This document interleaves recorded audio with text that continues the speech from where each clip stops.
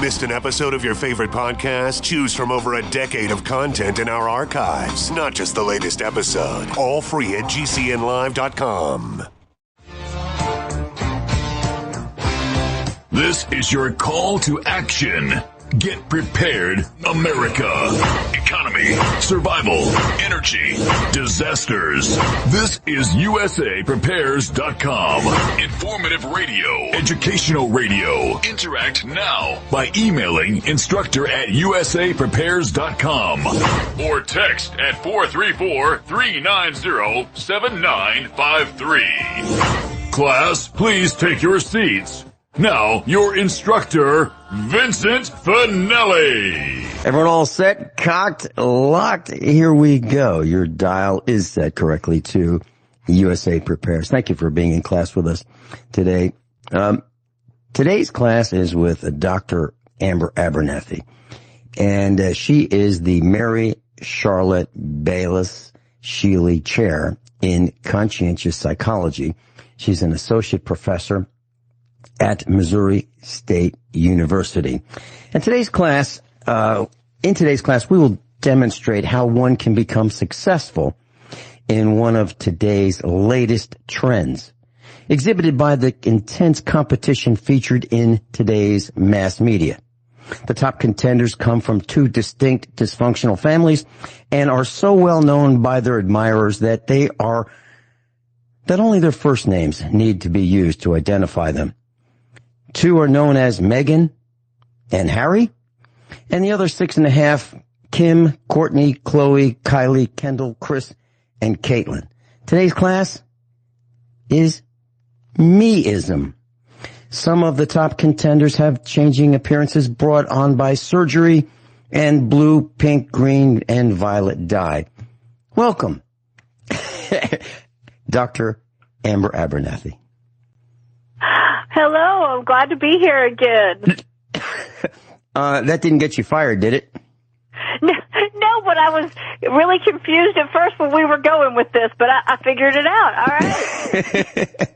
We're talking about me-ism and what people will do, what great extents they will go through to say, look at me. I'm willing to bash the queen. I'm willing to have gender reassignment. I'm willing to bend over every way possible, even ways impossible, in bikinis to show you what no one wants to see, just to be looked at. It is true. We are in a society where everyone wants it to be about them. Narcissism is on the rise. So let's discuss what actually is me-ism. What is it, and is there a genesis for this? I mean, did this just happen, or is it just that it's the latest craze and phase?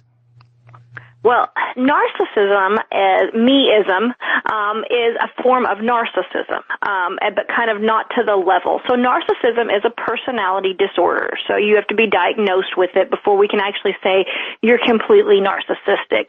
But me-ism is basically the same thing. It's what I would consider undiagnosed or right on the cusp of being narcissistic personality disorder. And these are people that need to be admired. They have strong sense of self-importance. They often lack insight into other people's feelings and needs. They have a sense of entitlement and superiority, inability to recognize what others want, envious of others because they just want to be seen and on top. And interestingly, this has been around for a while, but it's actually the least diagnosed personality disorder. It's only about 0.5% of the people in the world have narcissistic personality disorder. But the levels of narcissism in general, or me-ism, are increasing. And what happened is actually legislation that started in California around 1986 has greatly increased narcissism. And then from there, media and other aspects have increased it as well. So the baseline for this was self-esteem. So narcissistic people have this inflated sense of self-esteem. Well, self-esteem is not bad. There's some great research that shows that high self-esteem in people leads to better work productivity. They get things done. They have better jobs. You know, there's all this great research on self-esteem. So some researchers came along in the 80s and said, if we can increase children's self-esteem, then they're going to do better in school, and they're going to be kinder, and they're going to have personal success.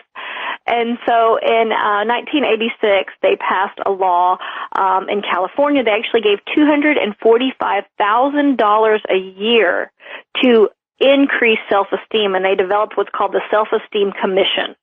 And so it was this great idea that we're going to increase children's self-esteem. So the movement was in the 80s and early 90s, and what they did was they did things like they didn't give children negative feedback. They wouldn't let them have poor grades because it could damage their self-esteem. They actually stopped grading tests in red ink. They did activities where they repeat things like, I am a good person, I'm special.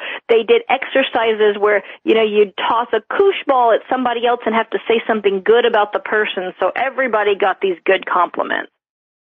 Well, the idea was great, but what they found is this didn't necessarily increase self-esteem. Self-esteem doesn't quite work that way. There's a lot of things that impact self-esteem, body image, personality traits, so that wasn't working, but what they did increase was narcissism.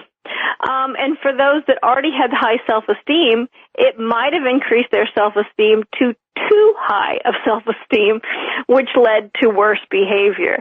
And so the follow-up on this research, and it started in California but moved across the country.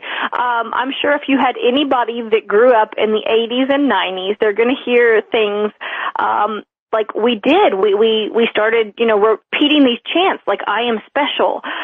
There's been some great research that said songs, just songs alone about loving yourself, increased from the 1980s and on. Believe in yourself. Anything's possible. Books with those titles just took off. Songs with words about self-focus became huge in the 80s.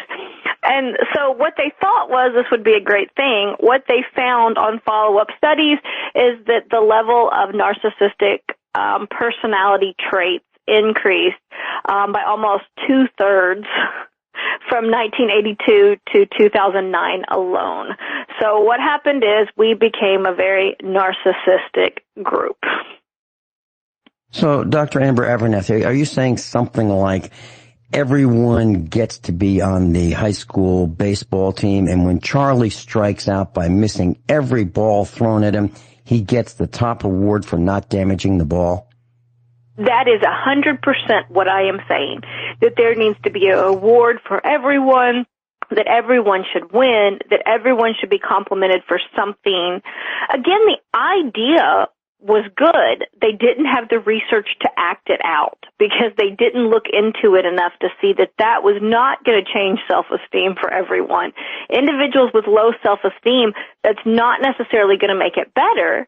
What it's going to do is make it all about the individual. So what we've actually taught these children is not that they are great, but that they're special, that they're unique. And, you know, I love the saying, you're unique just like everyone else. Yeah, we're all unique. Like, it doesn't mean you get a trophy for being unique. My son just graduated high school, and we did do a little celebration for him. But I find it really funny that people are giving giant parties for people graduating kindergarten and 8th grade and even high school. These are things that you're supposed to do. You know, you're supposed to graduate kindergarten. Those are kind of requirements. Like, otherwise you don't move on. And so when the families are throwing giant celebrations because somebody graduated kindergarten, what it's showing is it's all about them. And so we're rewarding behavior that maybe shouldn't necessarily be rewarded. And that's getting really confusing for people. So then when these individuals grow up and get into the job market and the boss didn't tell them that they did good because they clocked in on time, then they're angry at work. And and they're mad at the boss. And this just leads to problematic behavior when they don't get what they want in the relationship, when they don't get to do the fun things that they find fun and they have to think about someone else. They don't know how to do that because they've been rewarded for just being them, for being unique and being special. And so we are seeing problems in the workplace, problems in relationships. You know, the divorce rate is on the rise. Well, if you have two narcissistic people or one narcissistic person, one person that's all about me, how does that make a true relationship? And so you're just going to have problems because they want to be recognized. They want to be on top. They want to make the decisions. And that's not going to work in a couple relationship. That's not going to work in a group atmosphere. That's not going to work among children. And so we're having more and more problems related to this. And what's happened is because this started in the 80s and 90s, it is continuing. And now these parents have raised extra me-ism, mega me-ism children. And so, you know, as a professor even, it's not only that the child is entitled, but their parents also see that their child is special and unique. I don't have it so much, but I have a lot of friends that teach high school or middle school, and the parents will even call in and complain on behalf of the child. And so what you have is extra or mega me-ism children and me-ism adults, leading to everybody thinks they should get to do what they want to do. You know, I was thinking about these birthday parties that you were talking about, and I know some parents on the East Coast who have birthday parties for 1-year-olds and 2-year-olds. Now, obviously, that child is not going to remember anything. That child doesn't understand what this is all about. And, of course, it's nice to see friends and family and so forth. But a birthday party for a 1- and 2-year-old is meaningless to the 1- and 2-year-old as far as I can tell. So it's really about the parents saying, look at me. And I totally agree with that. When I was growing up back in the 1950s and the 1960s, there were two kinds of behavior shaping mechanisms. One was the carrot and the other was the stick. And so, you know, if you did a good thing, you were told, hey, this is what you should do. And if you did that, you might get an attaboy or an attagirl. If you did something wrong and misbehaved, then the stick would come out. So I prefer the carrot more than the stick every single time. So people would generally, you know, gravitate toward good behavior. But the stick has been taken out of the equation for the most part, as far as I can tell. Is that what you're saying? That's what I'm saying. I have a friend that their parenting and grandparenting style is kisses or the spoon is how they state it. Same kind of idea there. You know, do you want kisses? Do you want the spoon? The idea is we've taken away negative consequences. And I don't just mean something like spanking and that type of discipline, but we've taken away discipline a lot. You know, again, we don't want, I teach in my class about concepts like No Child Left Behind and kind of pushing this where, you know, again, we're going to not create a negative impact on any child. And in theory, that is wonderful because we do know that negative, especially if someone's struggling and you push them with negative, then what can happen is they will give up. But the thing is, there has to be consequences for people's actions. And so the fact that you just didn't turn anything in does not mean you should pass a class. The fact that you missed every ball does not mean that you should get star player. It doesn't. And so what's going to happen is they are going to be really confused and hurt and problem when they get into workplaces or relationships where it's not about them and when the discipline is there. And, you know, we see that a lot in a workplace. You're punished if you don't do this. Well, if they grew up in a society, in a school system, Hold that thought. Parents, we're going into a break. Hold that thought, please. Dr. Amber Abernathy is with you, Missouri State University. And Dr. Abernathy, I believe you were talking about the absence of necessary discipline when we were going into the break. Yes, I was saying that the problem is that, the carrot, as you stated, is wonderful. But if we don't have some sort of discipline as young children, then when you get into jobs and relationships and things where discipline does come in, where somebody's unhappy with you, where somebody criticizes you, where there are critiques just to make you better, which is still a form of discipline, then what happens is these individuals don't know how to take that. And so they're not going to improve, they're going to become angry, and there's all kinds of issues related to that. I can't think of a single example of a job where it is absent, the thinking about another person is absent. I can't think of a single job where not considering the feelings, etc., of the other person is absent. Can you? No, I can't. Especially, we are a social society, and every job, even the individual, when you're entering numbers about other people or about something related to a company. So there's always a connection. Human beings are social in nature. Everything that we do has a social component.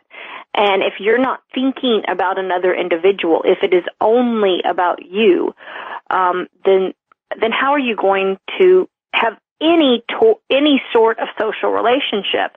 And that's the issue with the personality disorder of narcissism. The biggest problem with it is interpersonal functioning, that you don't get along with other people. The biggest issue, though, with diagnosing it, or with these individuals, these me-ism individuals. Again, I'm not diagnosing the population with narcissism, but with me-ism. The biggest issue is people don't see they have a problem because they're only focused on themselves. So if, everybody seems to hate me at work, it must be them. Well, let's see where the common denominator is on that. But that's what's happening. They're only seeing it from their point of view because we're not teaching children at a young age to think of others. Besides, maybe give them a compliment. You mentioned No Child Left Behind, and I was teaching when No Child Left Behind was implemented. And as I watched this, and it only took me maybe a year to figure this out, that it sounded really good, the terminology, the descriptor, No Child Left Behind. It really sounds wonderful. That's a government term. But really, I think it meant no child gets a chance, or no child gets ahead, because we are holding the whole group, the whole class, to the lowest common denominator. Is that correct? I would agree with what you're saying. I have a discussion day. I wanted to say debate. It's a discussion day in my psychology of adolescent class where we talk about things like No Child Left Behind. Because there is again, it's a great principle, but then there's some research that talks about that, depending on the school district, the size of the school, the availability of teachers and teachers' aides, it could hold a whole class back. We moved from a very small town in Oklahoma to a fairly decent-sized town in Missouri. And what we see is the town in Missouri, they have extra teachers that can help out, they call them teachers' aides or assistant teachers that can help out with that child that needs a little bit extra help. Well, the small town we had in Oklahoma didn't have that. So if you had to offer one child extra help, the whole other class had to wait.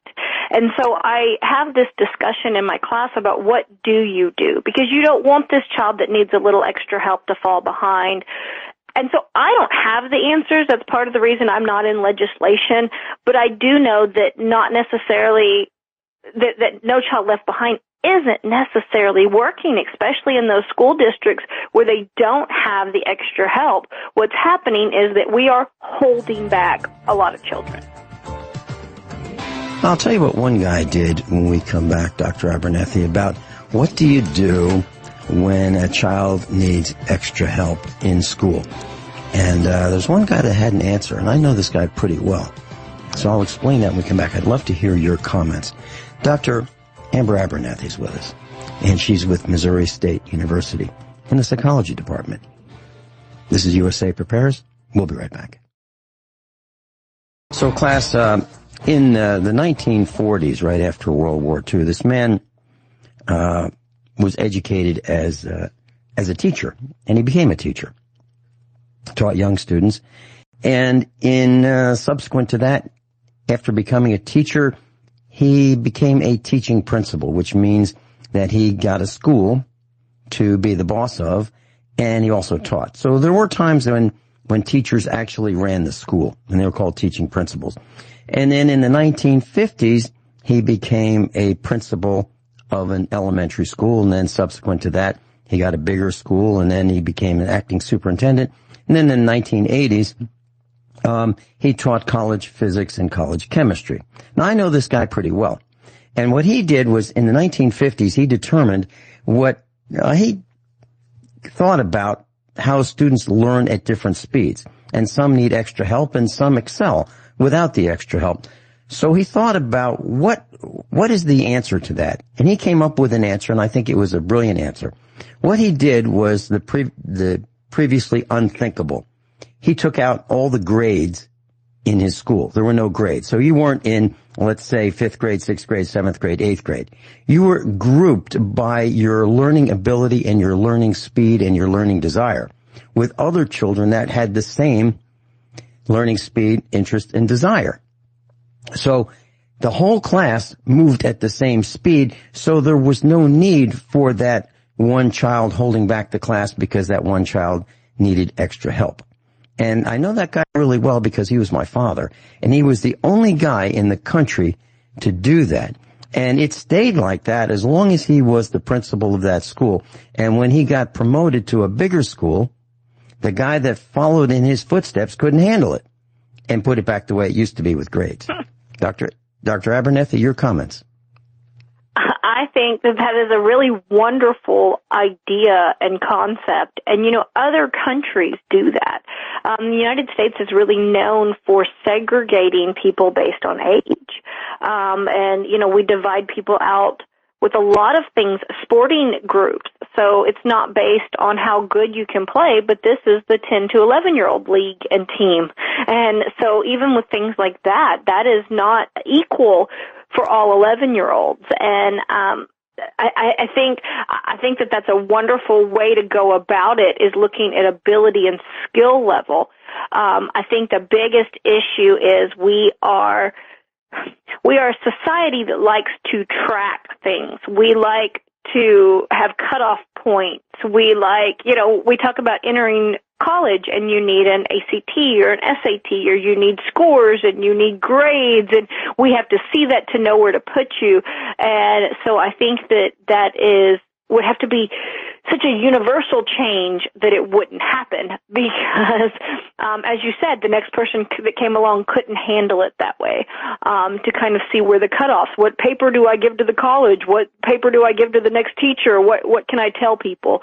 And we are so used to scores and numbers and letters that going and transitioning into individual basis is a hard thing for us to do. If a student studies karate, they aren't grouped necessarily by age. Everyone in the group is the same age. They group them predominantly by skill level and achievement. Everyone starts out as a white belt, and as they progress, a yellow belt, orange belt, green belt, blue belt, violet, red, brown, and ultimately black. And then there are different levels of black belt. So that seems to work in karate classes, seems to work in karate tournaments. Why would it not work for most everything else? I wanted to tell you a short story. I wanted to buy some concrete. And so I called a company and I said, I'm interested in buying concrete, and they sell it by the cubic yard. And they have different grades of concrete. So they have what's called 5-sack, which means 5 sacks of cement is added to the mix. 5.5 sack would be more cement added to the concrete mix, so it would be a little stronger and a little more expensive. And then there's 6 sack, etc. So I called this company and I said I wanted to get some prices. And the guy said, well, you can't talk to me at the headquarters here. You have to talk to a salesman.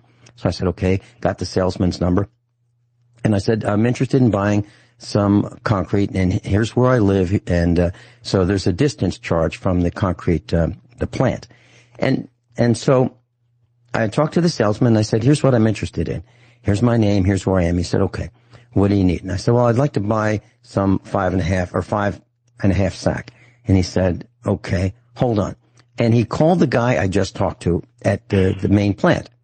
And he said, hey, I got a guy on the phone. Now, he's got two lines. I guess he's working from home. He's a salesman. He's working from home. Calls and says, I got this guy on the phone, and he wants 5.5 sack.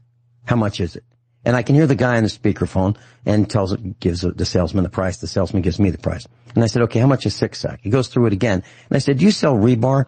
So he asked the guy at the control tower and tells him that they sell rebars. Okay, so what's the price? Oh, hey, he wants to know the price. So we go through this for all the items I want on the list. Now, obviously, that was a situation where everybody is equal. You don't have to worry about skill level. And this guy had no clue. And now I wouldn't even consider calling that company because I know that they will hire people who have no clue. And I'm finding that pretty much everywhere I go. In auto parts, hey, do you have a, such and such? What is that? Oh, really? I thought you guys knew what you were doing. That's what I'm seeing pretty much everywhere I go. Are you seeing that too? Yes, I'm seeing that. And, it's interesting because on the flip side of that, I think that part of it is related to this concept of we can't get enough people to work now. My sons, both of them have jobs, but when they were looking for jobs, one of them applied at Lowe's, and I said, you know nothing about any of these areas. You don't need to apply at Lowe's because if you go in and somebody asks you where, a Phillips head screwdriver is, you're not going to have a clue what it is. But a lot of times we're just trying to hire anybody, and it doesn't matter. They will either be trained or it doesn't matter, and we're trying to get anybody. So I think that that's a little bit of what's going on there is just simply we're trying to get warm bodies in different areas. And then I think sometimes the other issue is that there is, too many chiefs. Somebody wants to be the boss. Goes back to that me-ism that we've been talking about. So there's micromanagers that it has to run through me. You can't answer that. That has to run through me. I'm the one in charge of that. And so even though the person could be capable of doing it, somebody else wants to take the lead or be in control. You mentioned Lowe's, and I'm kind of chuckling because many years ago, I was buying something at Lowe's, and I was parked in the parking lot, and I saw this great big banner. I mean, it was huge, and it said, now accepting applications. Now, I think I mentioned that the character that I played when I taught high school was Columbo.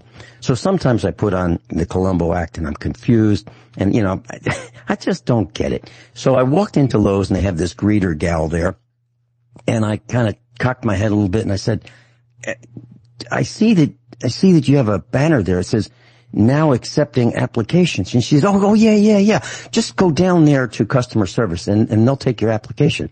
I said, but I don't have any skills. And she said, that's okay. She said, that's okay.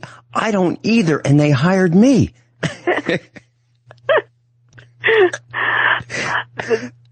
True story. That is not only what's happening too is not just that. I mean, that's literally when my son was filling this out. I was like, you can't. They asked what area he knew the most about, and I was like, none of these. And the problem I always tell people with self-report. Yeah, I'm a psychologist. I do research. We lie on self-report. You're trying to get a job. I'm going to know everything about everything. Paint? Yep. Been there, done that. I mean, we're not even doing face-to-face interviews as much as we used to at self-report. But then the other problem is when they do get into a job, they don't like to fire people. That costs them money. We don't want, it's somebody here at least. I go into Lowe's with my husband and he always wants to ask somebody something. And I'm like, no, if they were willing to hire my child, I'm not sure I want to ask anybody anything. Not sure they're going to know any more than I do. And I don't want to just pick on Lowe's, but the problem really is, I think, a lot of we're just trying to get anybody in any job now, and people don't have the training. And, really even going back to what we're talking about, it's not okay to criticize people. If they didn't have the knowledge, it's not okay not to hire them. And so, they can learn, we can get them better at that. And so, it just becomes a idea of anybody there, any warm body there, and, you're on your own. So, the same gal, was at the cash register when I was checking out, and I wanted to buy about 20 of those corner bead metal, edges for wallboard. And you know what I'm talking about? When you put a wall together and it has an outside corner, they're about 10 feet long and they're metal and they've been stamped. They're about $2 a piece. So I was picking them out, getting the ones that weren't bent out of the display at Lowe's. And there on the floor was a box that someone had just taken all of these, the contents of this box to put them on display so you could buy one or two or however many you wanted to buy. And I said to the salesperson on the floor, the guy who had just left this big box on the floor, it's like 10 feet long, roughly 6 inches by 6 inches, 10 feet long. And I said, may I have this empty box? And because I want to buy some of these and it'll help. I can strap them in my truck and they won't get damaged on the way home, when I strap them down. He said, sure, take the box. So I put the 10 of these corner beads in the box and I put it in the cart and I pushed the cart over to this gal who had just helped me with the application, telling me I could, they'll hire me. So she's checking it out and I said, now I've got 20 of these in the box. And so what she did was she figured the easiest way to do this was to just scan the barcode on the box. So 20 of these at roughly, $2 a piece. She clicked the box 20 times and she says, okay, that'll be $1,100. Because she was selling me 20 boxes worth, not 20 each. Now I told her that here's the barcode on each one. I even showed her, left the barcode so she could see them on the end of the, sticking out of this big box, and she still didn't get it. And she had no idea that the contents of this box couldn't cost $1,100. Right. I just thought that was, now the opposite could happen. It could be $1,100 worth of things that she could sell for $40, right? Right, and that type of stuff does happen. That's where these companies take big losses, is because if you don't know the product you're selling, so you've had it kind of both ways. You've had people that, overly, again, I think you've dealt with some of these micromanagers that I need to be the one to talk to him, or you can only do this job, when really somebody else knows the answer, or somebody that just simply doesn't know what they're doing at all. It's interesting, again, that we're just kind of putting anybody and anything right now. And I guess it's been going on for a little while, but I just see it increasing now, is because we're not having a lot of people working and trying to fill any position we can. So I'll tell you a short story when we come back about when I was shopping for auto parts with our son at a local big box auto parts store here in Missouri. And I think you might find this fascinating, and I'd love to hear your comments on this when we come back. Dr. Amber Abernathy is with us for one more segment this morning. We'll be right back. I'm delighted to be broadcasting with Dr. Amber Abernathy, and we're talking about me-ism and narcissism. So our son and I went into a big box auto parts store here in Missouri, and I needed a part, and I brought the part with me. And when we walked in, there were three guys lollygagging behind the counter. They had, nothing to do. So I put the part on the counter and I said, can you help me? I need one of these. And I told them exactly what the part was, make, model, etc. And I even had an example of the part so they could match it up. And the guy had a problem trying to understand what I was asking him for. It was a very common part. And he had trouble understanding exactly what I was asking him for, and even though I had the example. So I said to him, when I was your age, I was in your job behind a counter at a small auto parts store on the East Coast. And on day one, I started, and the regular customers would come in, they would look at me and they'd look around the store and they'd stretch their neck and they go, is Tommy here? And I'd say, no, Tommy's at lunch. Or they'd come in, they'd say, is Tommy here? And I go, he just left, he'll be back in a little bit. And they go, okay, I'll come back. So they wanted Tommy. Why? Because Tommy was the old guy who knew about parts. Okay. And I was the new guy, and obviously they didn't expect that I knew anything, and they wanted to talk to someone who knew his job. So what I did was I opened up in between customers, I opened up every single box in the store. I looked at the good, better, and best quality of each item. And then when customers came in, they'd say, do you have one of these? I go, sure. I have 3 of them. And let me get them for you, and I'll show you why one is better than the other, and the price points. And then I can help you, see the differences, and you can decide. And they were so impressed with that, then people stopped asking for Tommy, and they wanted me, because Tommy didn't even know that. So I told this guy who was trying to help me at the auto parts store in Missouri that story. And his response was, they don't pay me enough to do that. They don't pay me enough to open every box. And so what I'm saying is, this guy is saying they don't pay him enough to do the poor job that he's doing, and he's not interested in learning how to do the poor job better. So on the way out of that store, my son turned to me and he said, you'd fire him, wouldn't you, Dad? And I said, of course I would. Your comments, Amber? That is the same as what we've done is we have rewarded people for doing the minimum. You showed up, so you get paid. And you don't get anything extra for learning anything extra. We have taken away the work ethic from people. We talked about last time we discussed a little bit of intrinsic motivation that, you're doing it for you, not just for that reward of a paycheck. And that's all. It is me-ism. It is all about them. It is not about customer service. It is, I'm going to do my hours here. My only job is to ring you up. And so no one is trying harder or trying to be better. And unfortunately, those few like you that went along and did extra, you don't get any extra pay. You don't get anything extra. And so those people start getting discouraged.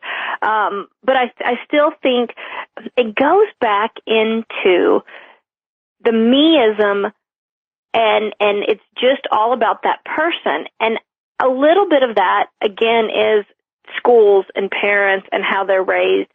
But, my big underlying research is personality, and I just don't have the type of personality that I could let good enough be enough. There's always got to be more. I could be better at my job. I could work harder at my job. It is about more than just me. And so although I definitely think it's related to these things that we've done in the past, I think what you're seeing there is a little bit of these people's personality and their parenting and, the schooling and a little bit of everything. And I worry for what his kids are going to be like and what, maybe computers will take over checking us out because we're just losing that, the customers, we're going to help the customer kind of thing. So I was in Home Depot years ago, and there was a guy with the orange smock on. And I was looking for a ball valve and a PVC ball valve. And they typically have colored handles, like you can get blue for cold water and red for hot water. Well, I could only find the black handled ones. So there was this guy, his name was Eric. I remember it very, very well. Eric had his name on his orange smock. And he said, can I help you? And I said, oh, that's great. Thank you. I'm looking for the ball valves that are blue and red handled. And so he's looking. He finally finds the ones that are black. And I said, no, I know about that. And he said, well, this is what we have. And I said, do you know about the blue ones and the red ones? He didn't seem to understand what I was saying. And I said, so you don't really know what you're doing here, do you, Eric? And he said, no, I'm from the lawn and garden department. I know everything about lawn and garden. I said, okay, well, great. Can you help me with those? When you buy fertilizer and it has those 3 numbers on the bag, like 10, 6, 4 and 10, 10, 10. And Eric, what do those mean? And he said, well, potassium. And I said, Eric, that's 2. Listen, I just want to let you know I'm from headquarters. I've got your name and I'm writing you up right now.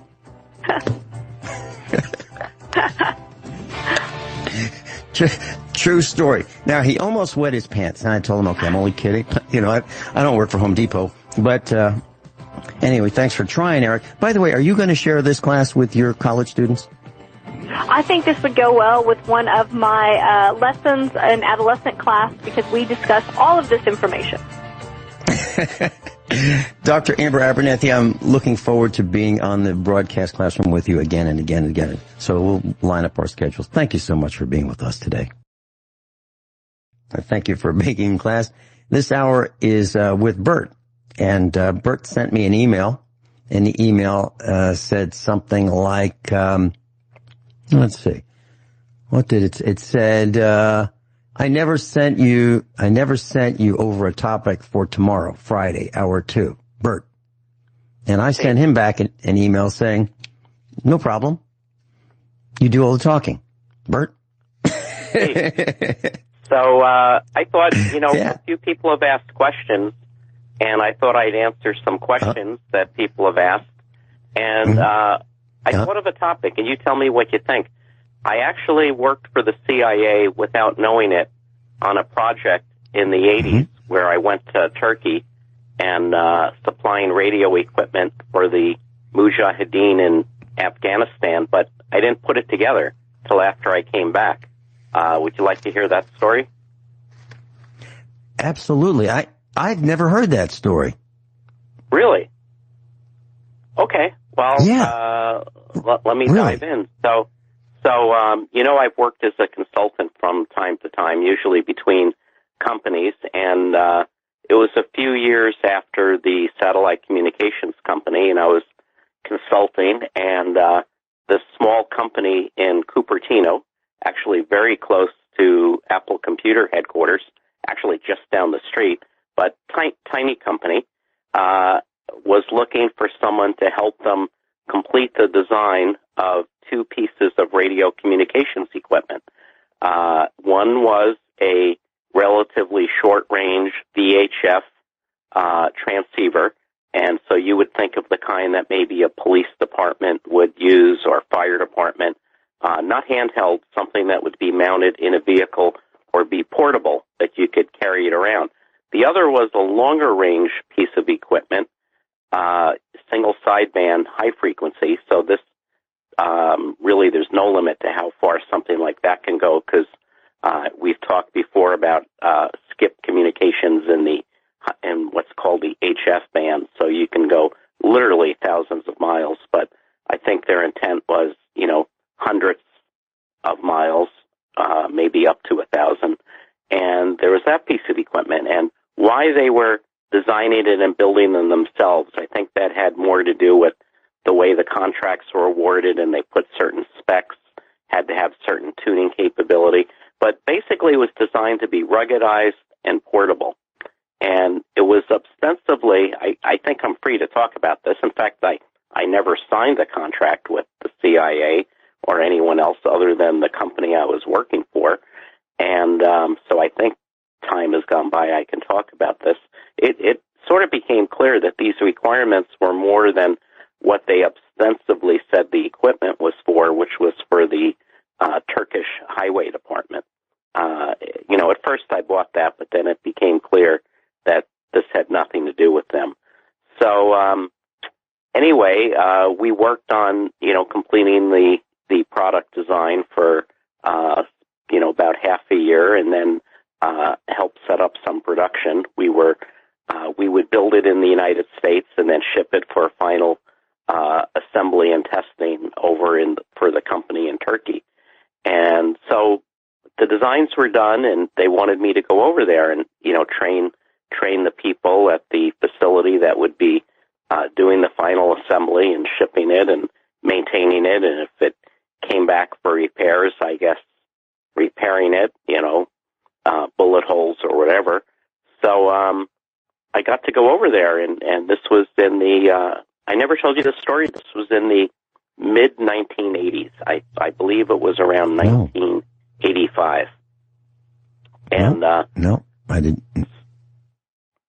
Yeah, so I was, by the way, the people in Turkey at that time were absolutely fantastic. They I think they still do love America. They told me the history of the founding of the modern Turkey, Kemal Ataturk, who they literally refer to as the George Washington of Turkey, how he created a new secular society out of the ruins of the Ottoman Empire, and how progressive the country was. And really, everybody I met was extremely friendly. I enjoyed the culture, everything else. But they had me staying at a hotel that was basically full of spies guys and government agents literally across the street from the United States Embassy. So I think they wanted to protect me. And I'd go to work every day. I just walked a couple of blocks to where the company was, and or sometimes took a taxi, and helped train this team of guys and gals on how all the equipment worked and what was going on. But, I never met anyone from the Turkish Highway Department, and, never put the pieces together until I got back to the States. But then I realized that this equipment was going to Afghanistan, and it was to supply the Mujahideen who were fighting the Russians. Wow. Let me see if I followed this correctly. So to have deniability, it sounds like the company in the United States that you were designing with and for made assemblies, and I'm sure you tested the product to make sure that the assemblies worked as they were supposed to. Then they were shipped over as assemblies that, complete assemblies, but a group of assemblies went into the final product. And so you shipped what you completed to Turkey, and then the final assembly of the modules, if you want to call them that, were assembled and tested in Turkey. Is that correct? Did I say that right? That's correct. But of course, we made sure the product worked long before we started the process of assembling it in Turkey. We made sure the product worked, and the HF transceiver was designed to work on any frequency between 2 and 30 megahertz, any frequency. So it included the ham bands, the shortwave broadcast, everything. And no one at the time in the lab had a ham license, but to test it, we would go on the ham band and pretty much make up a call sign and just talk to other hams to see how our signal sounded and stuff like that. But no, we made sure everything worked, and they did a certain amount of the production, the final assembly and testing over there. And I think that there was some business reason to do that. Don't ask me I never figured that out either, and it was not really my responsibility. Mine was to just, have the product work well and train the people in how they could subsequently, maintain the product. And I kind of lost track of it. A year later, I got busy with other things, so I never really tracked how it went. But, I assume it was successful. And, it was just an interesting trip. And what was to kind of put icing on the cake on my way back, I took a little extra R&R, and believe it or not, stopped in Berlin, which was it was just a couple of years before the falling of the Berlin Wall. And I got to go into East Berlin on a tour, and that was fascinating. Go through Checkpoint Charlie, where East German Guard comes on board the tour bus and has a submachine gun and looks at your passport and looks at you in the eyes and asks why you're here. And the funny thing is, I thought I was just sightseeing, but I actually was a spy. They might have known more about who I was working for than I did at the time. But that was just fascinating to go into East Berlin. First you fly into West Berlin, which is sort of aligned with West Germany, but it's surrounded by the rest of East Germany. And to go in there and then cross Checkpoint Charlie and then see the contrast between life and behind the Iron Curtain in East Berlin compared to a very vibrant West Berlin. It was very stark. If you want to see the difference between a communist culture and society of that time compared to vibrant, Western European culture, it was just going right through that gate. What a stark change in how everybody was living and how vibrant it was. Do you have any idea what this telecommunications device that you designed, engineered, and manufactured was actually used for? I mean, I know you said that it went to Afghanistan, but can you, in your mind's eye, envision what it could be used for? Was it clandestine communications? Yeah, Afghanistan's a very rugged country, very mountainous, and not, transportation obviously not great through through those roads. And so the freedom fighters would have to communicate with each other.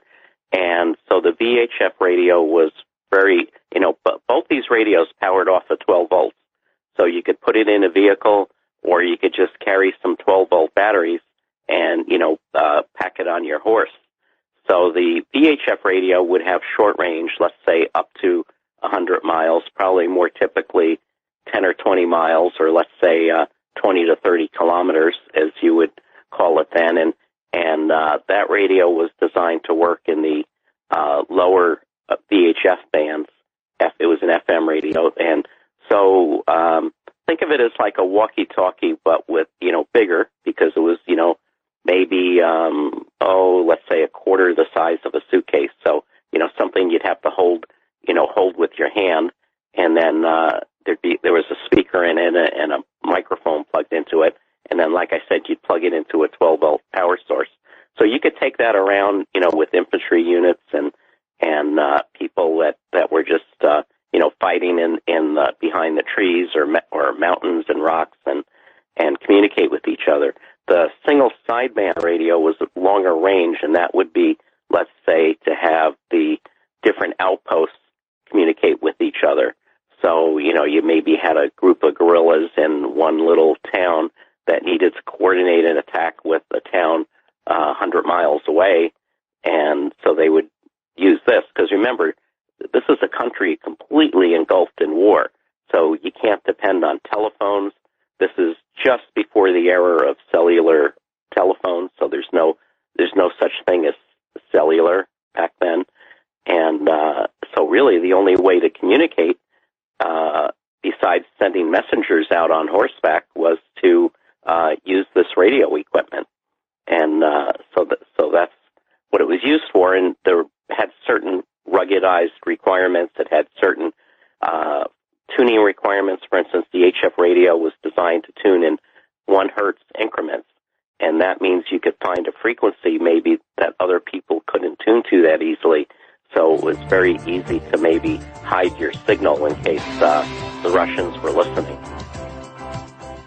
And so when we come back, I'd like to ask you about ruggedizing and how you ruggedized the circuitry and the equipment in the case, and what they told you it was being ruggedized for. Bert's with us, and he's a design engineer in the radio frequency world, and he's a patent holder. We'll be right back. Bert's with us. And so, Bert, did they tell you that they needed this equipment to be ruggedized for the Turkish Highway Department, because the Highway Department trucks would be traveling at 100 kilometers per hour, and the guys just aren't as careful as they should be, and the equipment tended to fall off the trucks, and it need to be able to survive, 100 kilometers per hour fall off the back of a truck. Is that what, did they tell you something like that? Yeah, that's exactly some of the requirements. And also we had extreme temperature, outdoor temperature requirements. So very, very cold to very hot as well. So how did you ruggedize it? Did you use epoxy on the circuitry? And to hold down the discrete components? What'd you do? Yeah, well, we call that potting. So anything that could get loose, you pot. So you put epoxy, or there's other compounds that you can use, and sometimes that has to be done over the coils. We had a lot of, especially the VHF, you have coils that maybe you can think of them as copper, maybe 10 turns of a thick copper wire, maybe with a diameter of about equal to one of your fingers. And so those could shift if they're not, held in place. So there's compounds you can put to kind of lock those in place. And then, like I said, we had to adhere to industrial temperature range. So things like that. And we didn't have very sophisticated, drop chambers, but we would literally just, drop stuff on the floor and see how it would withstand that. So, everything you said and more.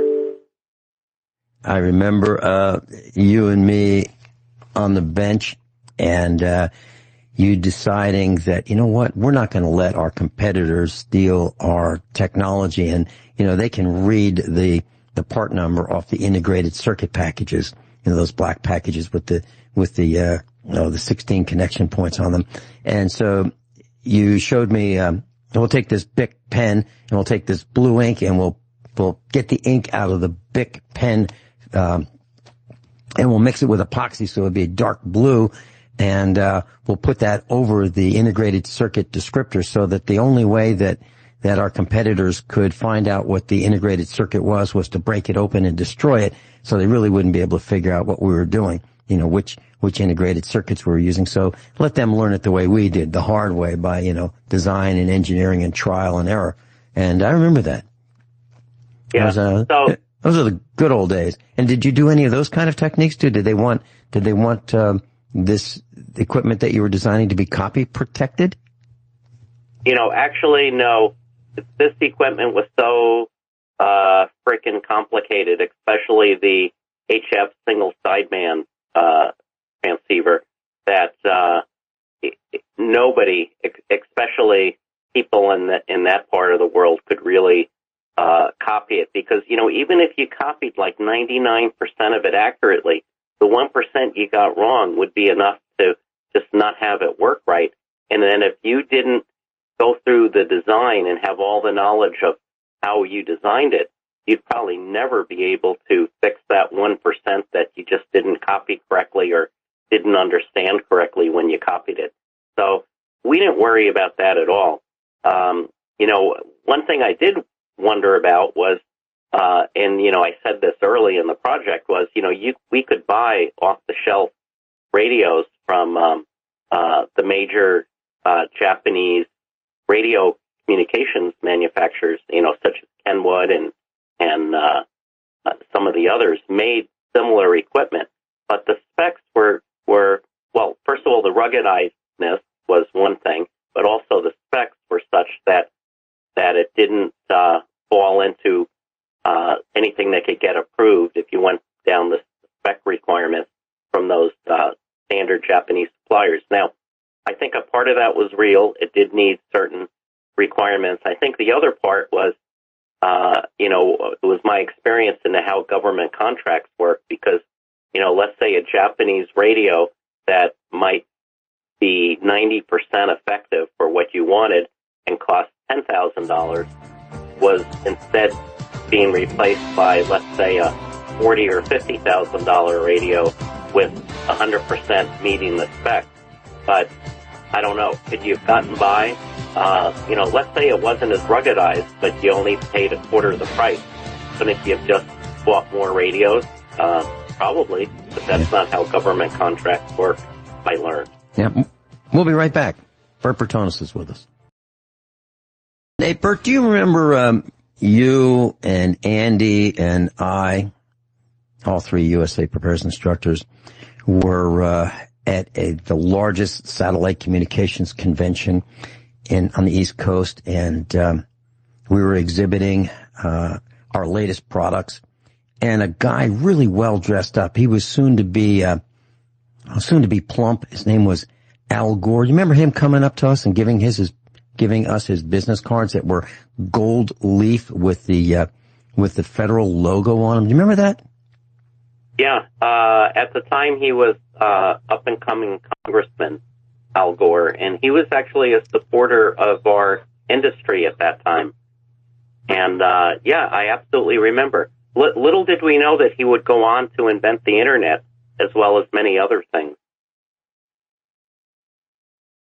And you know, I should probably apologize to you and Andy, because if I hadn't been so cynical with this guy coming up to us and telling us he could help us, and he wanted to form that industry group called SPACE, Society for Private and Commercial Earth Stations, if I hadn't been so cynical and resisted joining his organization at the tune of $25,000 a year for a basic membership, we could have all been multi-millionaires, probably billionaires, right?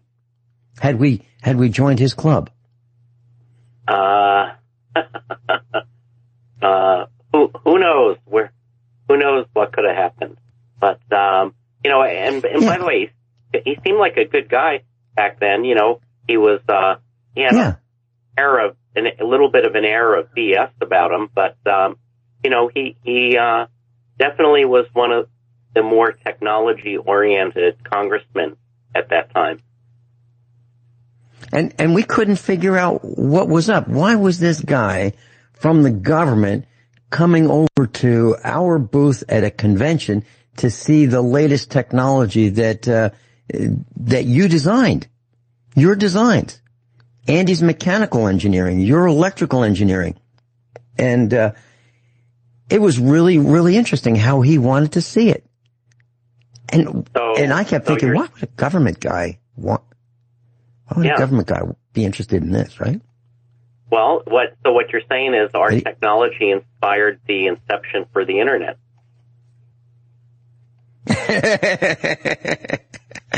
Of course. But what I am saying is that there was another guy who was there who did jump on the Al Gore space, SPACE bandwagon, and he developed a company, or he increased the size of his company to what we know as the Small Dish Network, right? That's actually correct. He had a small distributorship of satellite, home satellite products in Colorado. He was actually featured on the same magazine cover as our company was. In fact, I think we were on the cover. He was on the back side, but that was Charlie Ergen, right. And at the time his company was called Ecosphere. Mm-hmm. And what's it called now?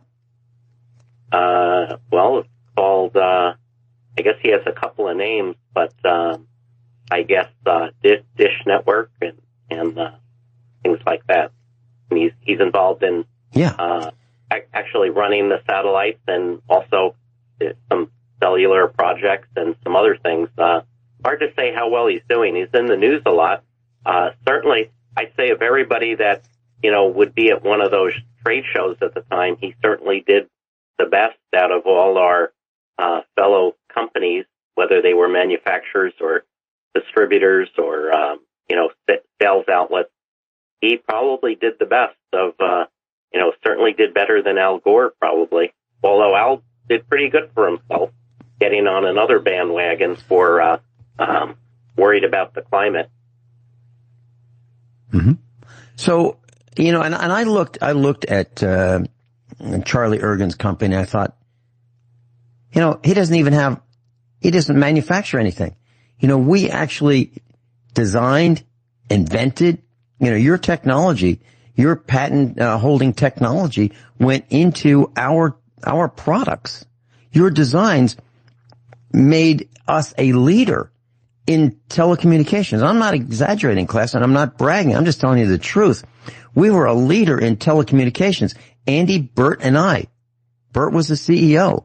Andy was a COO, and I was CFO. Just the three of us. And the technology that came out of our little shop, our little company, was world class. And you know, I looked at what we did compared to what Charlie Ergen and his company had. We had a product and he had a service. And I thought, gosh, you know, there's no comparison. They'll never catch up to us. He blew our doors off. Yeah, well, the proof is in the pudding of, you know, its execution, and you got to give them credit for, you know, taking what was an infant industry and seeing that it was moving to what we later called DBS, direct broadcast satellite, and getting in the middle of that and getting the financing together to build that network. You got to give them credit for being able to have that vision and see that. So, you know, good for him, and I don't want to take anything back. You know, whether it's a service or, you know, the service sometimes makes more money than a manufacturer. Absolutely. Just look at the cellular providers, right? Verizon, T-Mobile. You know, those are service providers. You look at Comcast. And I thought incorrectly that hardware was where it was at. service and software was really where it's at. I mean, the proof is Bill Gates and Microsoft, right? So yeah, I give Charlie Ergen a lot of credit, and maybe out of the kindness of his heart, he'll, let us use one of his corporate jets once in a while. Vince, you mentioned your buddy Al Gore, and to sort of change the subject a little, I did have a number of people ask about the current solar cycle that's occurring now, solar cycle 25. So if we have a few minutes, I'd like to, people are saying, is it going to be a bad solar cycle in terms of solar storms or a mild cycle? And, I think the answer is we don't know at this time, but there's no question that it affects our climate. And there's probably nothing Al Gore can do about that. Wearing more face masks or burning cleaner energy isn't going to affect what the sun does. Yeah, very good point. And I'm glad you referred to him as my buddy, because we go back pretty far. I'll bet you he doesn't even remember meeting us. And, we talked to him for a long time. And, lobbyists spend a lot of money to spend as much time with, an Al Gore or one of his peers. They spend a lot of money to spend just that amount of time that we spent with him. I'll bet you we spent at least a half hour with him, maybe more. He was kicking the tires of he wanted to know everything about us, didn't he? Yeah. He was also, I think, keynote speaker at one of the conventions, and then subsequently went on to win the Senate, and then, of course, we know vice president and almost president. Of course, he says he won, so who knows? Yeah, it was one of those vote counting problems, hanging chads and things like that, right? Yeah, who knows who won? That was so close in, I guess that was the year 2000. So what else are we going to talk about today in the remainder of this segment and the next segment? Did you have any other questions from people? Yeah, well, I think the solar cycle is interesting because I'm looking at a graph of solar flares that have happened, because we're just starting the new cycle. There was almost nothing, and then all of a sudden now we have an eruption from the sun just the last 2 months. And again, we're early in the cycle, but just in April and May, we have exceeded pretty much the last 10 months combined in just the last 2 months. And that correlates with what I've been talking about with the extra current that our solar system has been delivering. It literally is generating more current than ever before in the last couple of months. And one of the things I have to do is build a cooling system to flow air over our solar charge controllers. Now, they're not designed to have air blowing on them, like a fan blowing on them, but they'll overheat if I don't. So I've got to come up with another fan. I've got one fan cooling off 3 charge controllers at 60 amps each, and that's not enough. So I have to put a box around them and then put more forced air through them to keep them cool so that they don't, get overheated and destroy themselves. So it's real. What you're talking about is absolutely real, and I'm proving it every day. We're generating literally 7,500 watts out of our solar system, during peak times and when the sun is really not occluded by clouds and rain and overcast conditions. So it's visible to me that the sun is doing a lot more, and in terms of release of energy, and that the pollution that would occlude it is less. Those are my observations, Bert. And you and I have been talking about that. Yeah, well, I'm going to send you this graph. Very interesting. It shows basically solar flares from January of 2020 all the way through we're not quite a full month yet, May of 2021. But the April and May combined is more than all the other months put together, and significant increase just from April. So I think that's when you said you saw your solar generation increase. Yeah. So you found the proof. So you found the proof, yes? Well, it's hard to say because overall solar energy is still fairly constant. In other words, that's the radiation from the sun every day. I mean, that's still fairly constant. This is just the flares, which are the anomaly that occurs and goes through the 11-year cycles.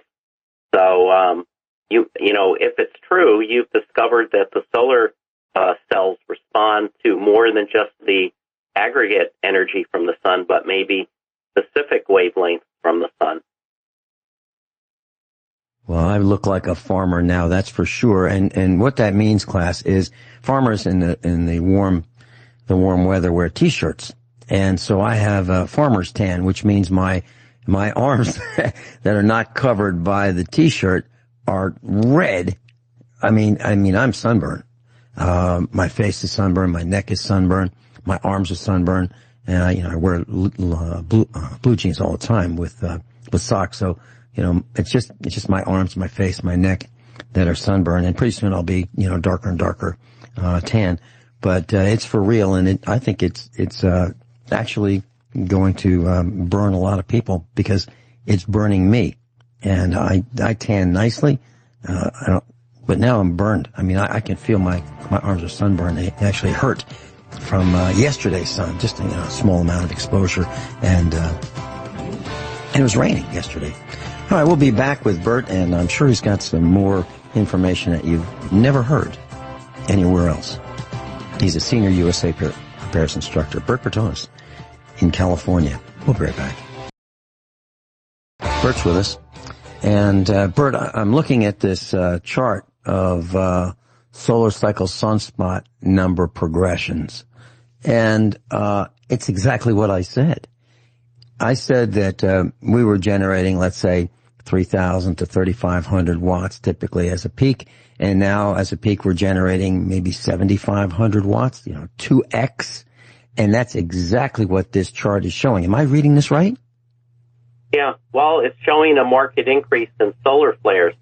The question I have is, what's the correlation between the energy in the flares, as distinct from the overall radiation of the sun, and how that affects your particular chemistry of solar cell?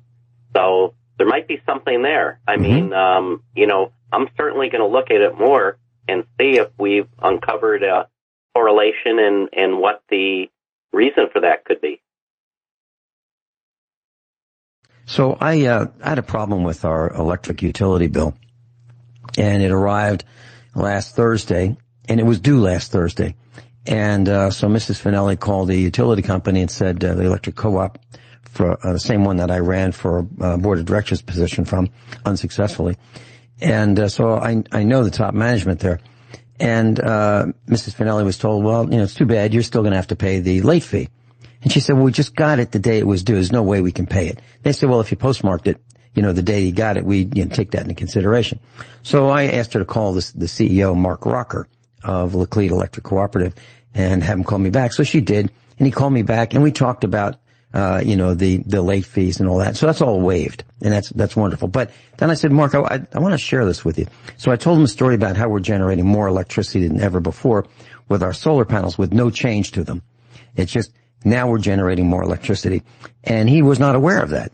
And I said, would you share this with Terry Rosenthal, who's their chief engineer, and have him investigate it? Because there's something to this, and I'd love to know what his answer is. So I shared this with our utility company to see what they can find out, through their channels, because there really is something to this. And I'm very serious about that, class. There is something to the sun's rays being much stronger than I've ever seen during the 5 years that we've had our solar system. So, I'm proving it every day, and I know I really have to have additional cooling, otherwise our system's going to burn up. And that was something I was going to talk to you about off air. But have you ever designed a system that is that measures temperature and can based on specific temperature sensed, that it can throw a relay, and then engage a fan? That's what I'm going to build. I'm going to build one that says when it gets to this temperature, throw a relay, and the relay will engage a cooling system for the solar charge controllers. I know they have them.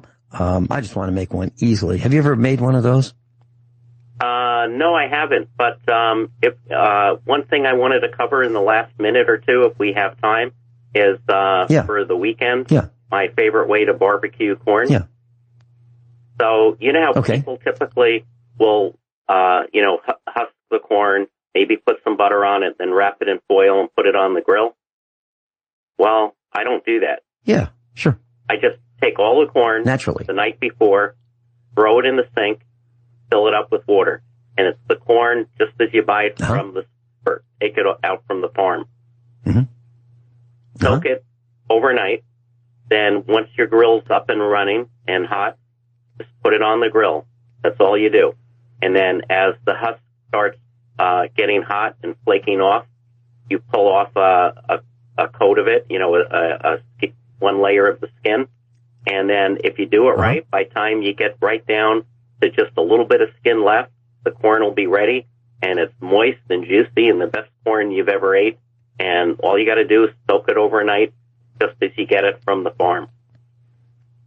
Have you ever added salt water, like Himalayan salt, to the water?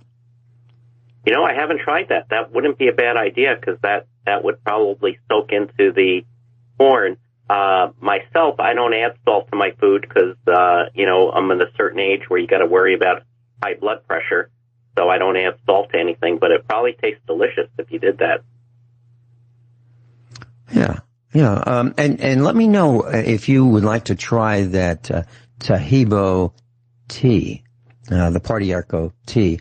Let me know what you'd like to do, and I'll be glad to send you a package because the Tahibo Tea Club sent me some, and I wanted to share that with some of my friends.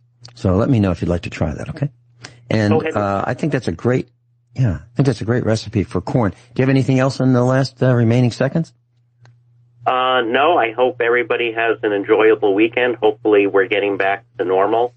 And I think the numbers for coronavirus are really encouraging. I mean, out here in California, there's almost no coronavirus whatsoever. So we've done really well getting through it. Well, we haven't done well getting through it, but we're through it. Let's put it that way. And, I still get amazed, though, when I see somebody wearing a mask driving their car alone.